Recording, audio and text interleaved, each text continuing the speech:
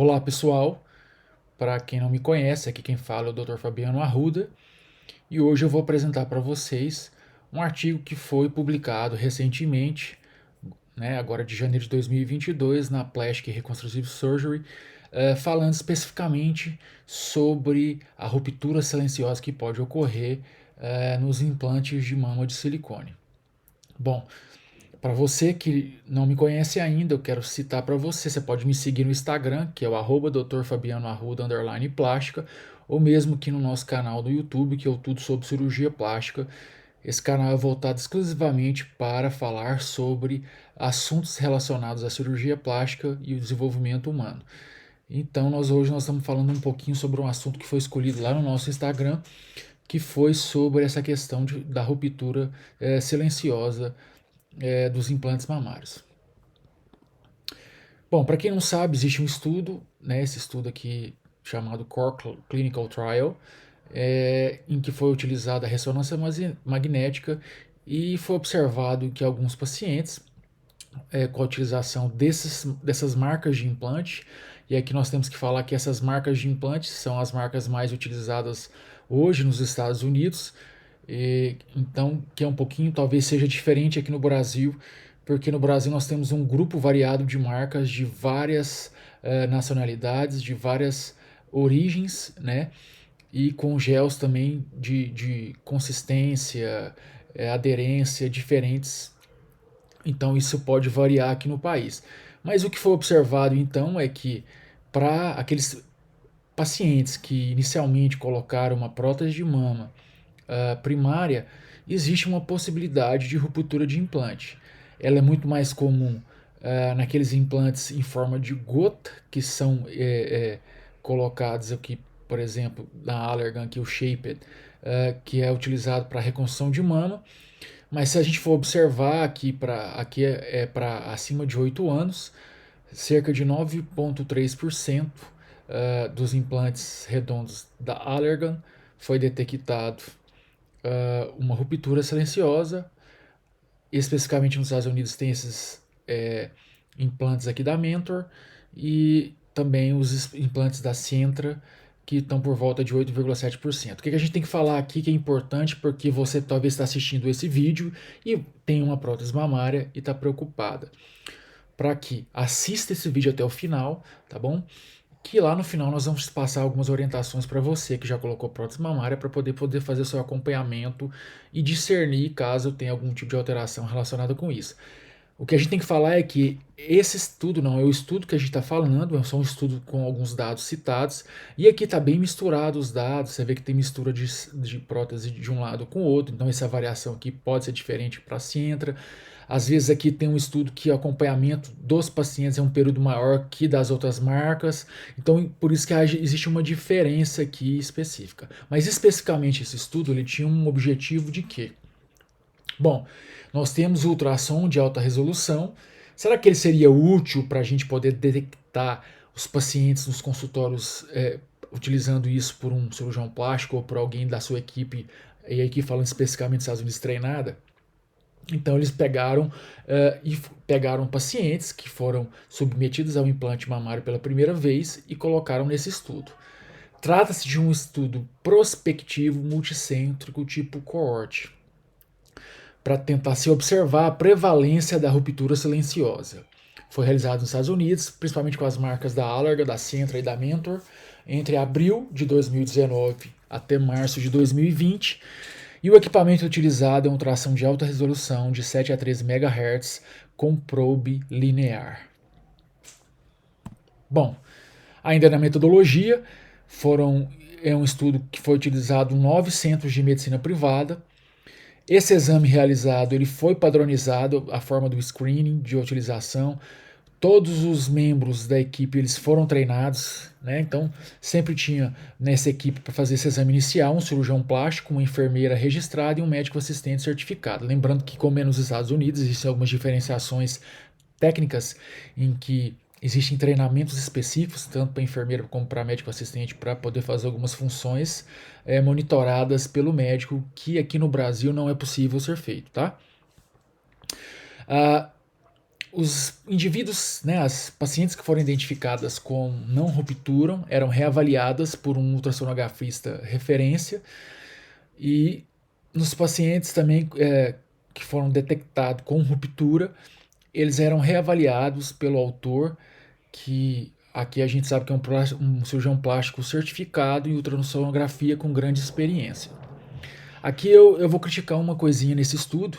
Eu acho que deveria também ter um segundo avaliador junto com esse cirurgião plástico certificado para a gente avaliar a diferença de um cirurgião plástico que está iniciando, que vai detectar muito mais fácil é, casos que tem ruptura, que vai detectar casos a mais que tem como ultrassom como ruptura, que não tem ruptura, diferentemente desse cirurgião plástico que tem experiência com 9 anos, que vai ter ganhado uma experiência e, portanto, ele vai apresentar um número menor de falsos positivos, né?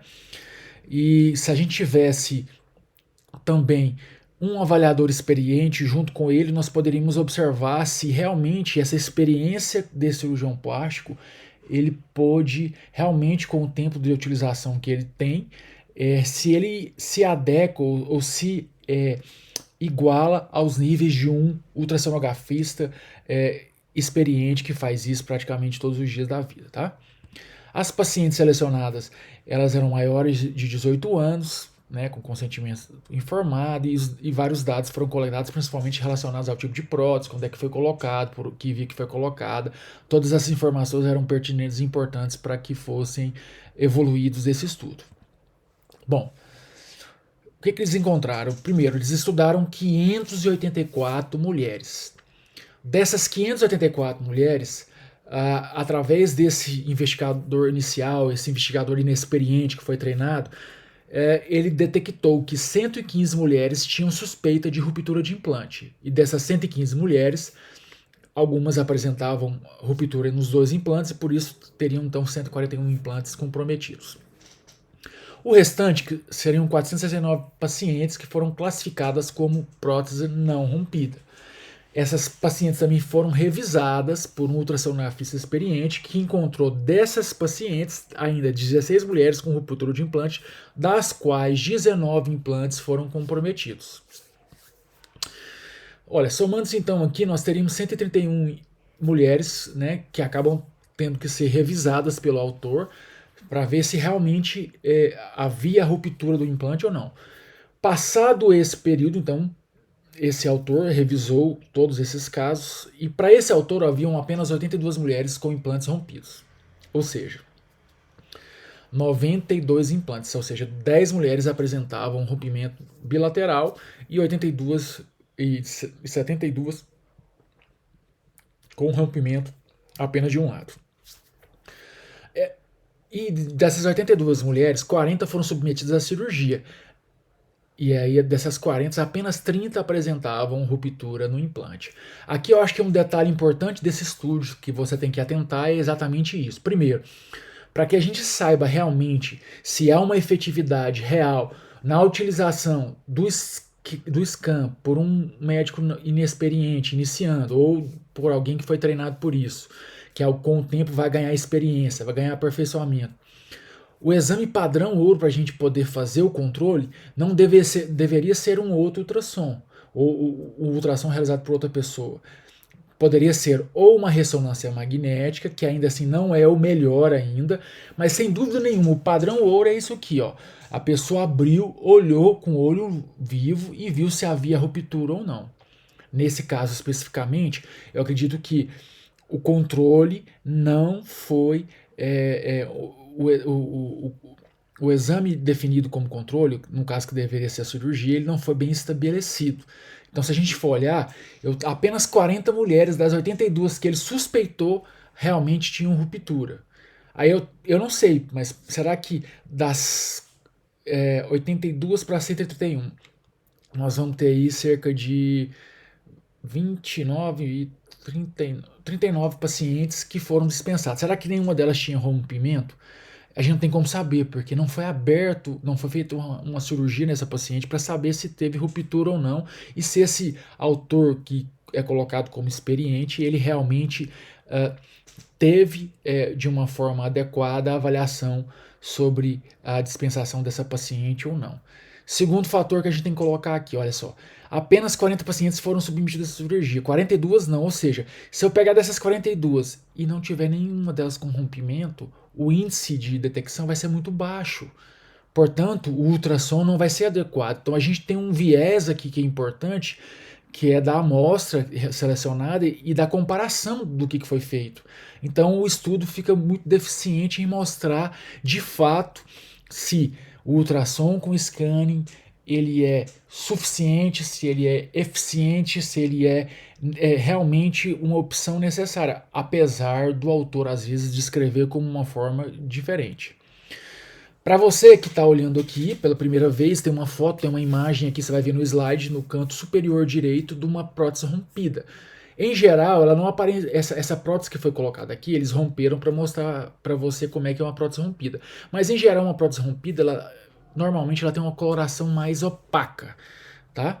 E a parede a gente percebe uma fragilidade muito grande. E muitas vezes, quando você vai retirar essa da cápsula, a gente vê o tanto que ela está rompida naquela região. Então esse autor ele cita o que? A maior facilidade e praticidade da utilização do ultrassom de alta resolução, que é portátil, que a pessoa não tem que entrar no ambiente, muitas vezes não tem que ser sedada para poder fazer um exame, para poder detectar uma alteração. Já a ressonância magnética, além de ter um custo mais elevado que o ultrassom, muitas vezes o paciente ele tem que ser sedado, ele tem que ficar muito tempo parado ali dentro para que possa fazer esse exame, e realmente isso é um fator que atrapalha um pouco esses pacientes, né? A gente tem que considerar que isso é um fator realmente que pode realmente atrapalhar. Bom, a gente tem que lembrar exatamente isso. O ultrassom é um exame extremamente dependente do examinador. Quanto mais experiente, mais chance dele detectar um caso real que não seja nem falso positivo e também nem falso negativo. Uma coisa que é interessante de observar nesse estudo é que a maioria desses pacientes que foram falsos positivos, que acabaram sendo submetidos até a cirurgia, também apresentavam contratura capsular, então eles tiveram um grande benefício porque tiraram dessa contratura. E a gente tem que considerar que a contratura também é um fator de dificuldade para que esse médico e examinador inicie, porque ela vai atrapalhar, ela vai mostrar ondulações, ela vai mostrar alterações, e não quer dizer que está rompido a prótese, apenas é pela visualização do ultrassom, que é ineficiente, associada às vezes à inexperiência do examinador, que vai causar às vezes uma impressão falsa. Então ocorre, nesse estudo foi observado uma ruptura com o passar do tempo, sendo maior, é óbvio, isso a gente sabe disso, isso é um fato, quanto mais tempo ela está ali no organismo, mais ela vai sofrer as ações do organismo contra a própria prótese, e a tendência é a possibilidade dela romper. Isso é interessante por quê? Porque a gente sabia que de 10 em 10 anos a gente orientava os pacientes para que eles trocassem de prótese. Segundo as informações atuais dos fabricantes, eles orientam que essa prótese teria, alguns colocam como validade vitalícia, alguma dessa forma, mas que não tem mais essa necessidade de 10 em 10 anos trocar a prótese. Só que um paciente que tem uma ruptura silenciosa, ele vai ter que trocar a prótese, ou seja, a gente pode comparar nesse estudo aqui que cerca de cada 100 pacientes com prótese, talvez 5 vão ter que trocar aí com 8 a 10 anos a sua prótese por causa de uma ruptura. Se a gente considerar o estudo inicial, esse número vai ser bem maior, então vai ter uma gama de pacientes com ruptura que vai precisar trocar essa prótese. Como eu disse aqui, esse estudo existem limitações. Primeiro, ele não é um clinical trial, é um estudo tipo cohort, então tem muitas limitações em relação a afirmar ou concluir alguma coisa. Nós temos uma amostra que é pequena, principalmente quando comparada com a cirurgia, que seria o padrão ouro, para que a gente pudesse olhar e ver exatamente se foi rompido ou não. E, de qualquer forma, ele induz a possibilidade da utilização do ultrassom de alta resolução como um screening inicial para esses pacientes que precisam estar verificando se houve ruptura da prótese ou não.